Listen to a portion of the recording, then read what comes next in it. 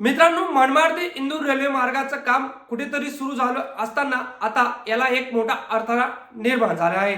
ते म्हणजे धुळे जिल्ह्यातील अनेक शेतकऱ्यांनी या रेल्वे मार्गाच्या जमीन भूसंपादनास विरोध केला आहे। तर हा विरोध का केला गेलेला आहे? कारण शेतकऱ्यांना त्यांच्या जमिनीचा मोबदला हा योग्यरित्या सरकार देत नाही। तर असं निवेदन या शेतकऱ्यांनी जिल्हा अधिकारी धुळे यांना दिलं आहे। तुम्हाला माहिती आहे की नुकतंच बोरवीड ते नरडाणा या रेल्वे मार्गाचं काम अगदी प्रगतीपथावर सुरू झालं असून आता हा नवीन अडथळा निर्माण झाल्यामुळे हे काम कुठेतरी अजून अडकू शकतं। त्यामुळे मनमाड ते इंदूर रेल्वे मार्गाचं काम अजून डिले होऊ शकतं किंवा अनेक वर्षापासून या कामाची पायाभरणी सुरू झाली असताना कुठेतरी आता याचं काम प्रगतीपथावर सुरू झालं असताना अजून हा अडथळा निर्माण झालेला आहे। आता जिल्हाधिकारी धुळे याच्यावर काय निर्णय घेतं? तर या शेतकऱ्यांची एकच मागणी की आमची जमीन जाते तर या जमिनीचा योग्य मोबदला आम्हाला देण्यात यावा, अन्यथा आम्ही सरकारला कोणत्याही प्रकारचं सहकार्य करणार नाही। जमीन संबंधित जेही अधिकारी संपादनास येतील तर त्यांना आम्ही सहकार्य करणार नाही असं स्पष्ट मत या शेतकऱ्यांनी आपलं व्यक्त केलंय। जरी सरकार आम्हाला योग्यरित्या मोबदला देईल तर आम्ही सरकारची सर्व गोष्टींसाठी सहकार्य करू असं या शेतकऱ्यांचं म्हणणं आहे। खरं सांगितलं गेलं तर शेतकऱ्यांना त्यांचा योग्य मोबदला मिळायला हवा, कारण त्यांचा उत्पन्नाचा स्रोत जातोय, त्यांची जमीन गेली तर त्यांना परत मिळणार नाही। त्यामुळे सरकारने किंवा जिल्हाधिकाऱ्यांनी यांनी शेतकऱ्यांचं निवेदन घेऊन त्या लवकरात लवकर हा प्रॉब्लेम किंवा हा प्रश्न सोडला पाहिजे। कारण पहिलेच मनमाड ते इंदूर रेल्वे मार्ग हा खूप उशीर झालेला असून लवकरच हा रेल्वे मार्गाचं काम हे सुरू करण्यात यावं। काही संपूर्ण अपडेट आली आहे, पाहणार आहोत या व्हिडिओच्या माध्यमातून सविस्तर। चॅनलला नवीन असेल तर चॅनल नक्की सबस्क्राईब करून घ्या। मित्रांनो, धुळे तालुक्यातून जाणाऱ्या प्रस्तावित मनमाड इंदूर म्हणजेच बाळापूर ते पुरमेपाडा रेल्वे मार्गासाठी सुरू असलेल्या भूसंपादन प्रक्रियेला तीव्र विरोध दर्शवला जात आहे। त्यामुळे धुळे तालुक्यातील बाळापूर, वडजाई, पिंपरी, सावर्डे, औदान, लडिंग, रानमडा, आर्वी व पुरेपाडा या गावातील संबंधित शेतकऱ्यांची संघटित भूमिका घेतली आहे। या पार्श्वभूमीवर दिनांक 28 तारखेला मनमाड इंदूर ते बाळापूर ते पुरेपाडा रेल्वे मार्गाबाधित शेतकरी संघर्ष समितीच्या वतीने प्रांत अधिकारी रोहन कुमार यांना निवेदन दिले।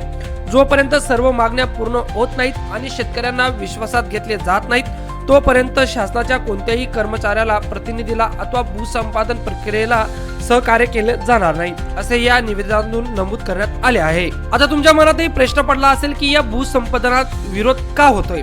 तर सध्या प्रस्तावित मोबदला हा बाजारभावाच्या तुलनेत अत्यंत अपुरा असून शासनाच्या कोणत्याही कायदा शेतजमिनीचे योग्य व वास्तव मूल्यमापन करू शकत नाही असा शेतकऱ्यांचा आरोप आहे। जमीन अधिग्रहणामुळे शेतकऱ्यांची शेती उत्पन्नाचे मुख्य साधन आणि कुटुंबाचा उदरनिर्वाह धोक्यात येणार आहे। बागायती व सिंचन सुविधा असलेल्या सुपीक जमिनीचा मोठ्या प्रमाणावर नाश होणार असून पर्यायी जमीन पुनर्वसन किंवा रोजगारबाबतचा कोणताही ठोस व लेखी हमी देण्यात आलेली नाही। संबंधित शेतकरी व ग्रामसभेशी सविस्तर चर्चा व सहमती न घेता ही प्रक्रिया राबवली जात असल्याचा आरोपही यावेळी करण्यात आला। यापूर्वी नरडाणा बोरवीर रेल्वे मार्गासाठी झालेल्या भूसंपादनावेळी बाजारभावाच्या तुलनेत अत्यंत कवडीमोल मोबदला देण्यात आला होता। अनेक शेतकऱ्यांच्या जमिनीचे तिन्ही तुकडे झाले असून रेल्वे मार्ग शेतजमिनीपेक्षा 20 ते 25 फूट उंचीवर गेल्याने गंभीर समस्या देखील निर्माण झाल्या आहेत। एका बाजूने दुसऱ्या बाजूला शेती करण्यासाठी जाणे कठीण झाले आहे। रेल्वे मार्गासाठी केलेल्या मुरुम भरावामुळे पावसाचे आणि शेतात साचून पिकाची मोठ्या प्रमाणावर नासाडी होत आहे।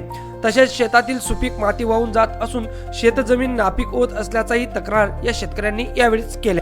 प्रशासनाने जमिनीचा योग्य व न्याय मोबदला दिल्यास रेल्वे मार्गासाठी भूसंपादनास सहकार्य करण्याची तयारी असल्याचेही शेतकऱ्यांनी नमूद केले। शेतकऱ्यांच्या प्रमुख मागण्यांमध्ये जिल्हाधिकारी व प्रांतीय अधिकारी तथा सक्षम प्राधिकारी यांनी लेखी स्वरूपात मोबदला जाहीर करावा, तसेच समृद्धी महामार्गाच्या धर्तीवर वन टाइम सेटलमेंट पद्धतीने मोबदला देण्यात यावा अशी मागणी करण्यात आली आहे। केंद्र शासनाच्या 2013च्या भूसंपादन कायद्याची पूर्ण अंमलबजावणी करण्याची ही मागणी करण्यात आली। आता शेतकऱ्यांची मागणी काय? तर बाळापूर, पिंपरी व औदान ही गावे महापालिकेच्या हद्दीत असून ती राष्ट्रीय महामार्ग क्रमांक 3 व 6 लगत आहेत। उर्वरित काही गावेही राष्ट्रीय महामार्ग क्रमांक 3 लगतची असल्याने त्यानुसार मोबदला देण्यात यावा अशी मागणी करण्यात आली आहे। 2014 मध्ये धुळे महापालिका हद्दीतील राष्ट्रीय महामार्ग क्रमांक 3 साठी बाधित शेतकऱ्यांना प्रति चौरस मीटर 8,000 रुपये मोबदला देण्यात आला होता। त्याच धर्तीवर सर्व बाधित शेतकऱ्यांना मोबदला देण्यात यावा। ज्या शेतजमिनीचे 3 तुकडे झाले आहेत त्या शेतजमिनींना पूर्णपणे बाजार भावानुसार मोबदला देण्यात यावा। याशिवाय प्रकल्पग्रस्त शेतकरी कुटुंबांना प्रकल्पग्रस्त प्रमाणपत्र देण्यात यावे। तसेच कुटुंबातील प्रत्येक व्यक्तीस शासकीय नोकरी देण्यात यावी अशा मागण्यांचाही निवेदनात समावेश आहे। या निवेदनावेळी मनमाड, इंदूर, बाळापूर ते पुरेमपाडा रेल्वे मार्ग बाधित शेतकरी संघर्ष समितीचे जयेश चौधरी, डॉक्टर प्रशांत साळुंके, डॉक्टर योगेश गवडी, सुधाकर पाटील यांच्यासह मोठ्या संख्येने बाधित शेतकरी उपस्थित होते।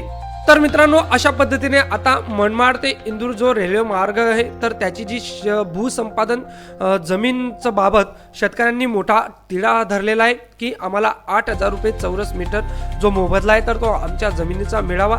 आणि खरंच मित्रांनो त्यांना मिळावा, कारण त्यांची जमीन एकदा गेली तर त्यांना मिळणार नाही।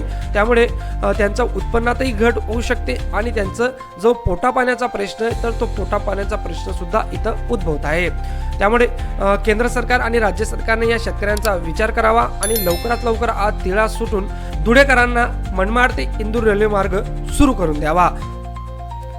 तुम्हाला ही अपडेट कशी वाटली? अपडेट आवडली असेल तर व्हिडिओला नक्कीच लाईक करा आणि आपल्या अशाच महत्त्वपूर्ण अपडेटसाठी आपलं चॅनल सबस्क्राईब करायला विसरू नका।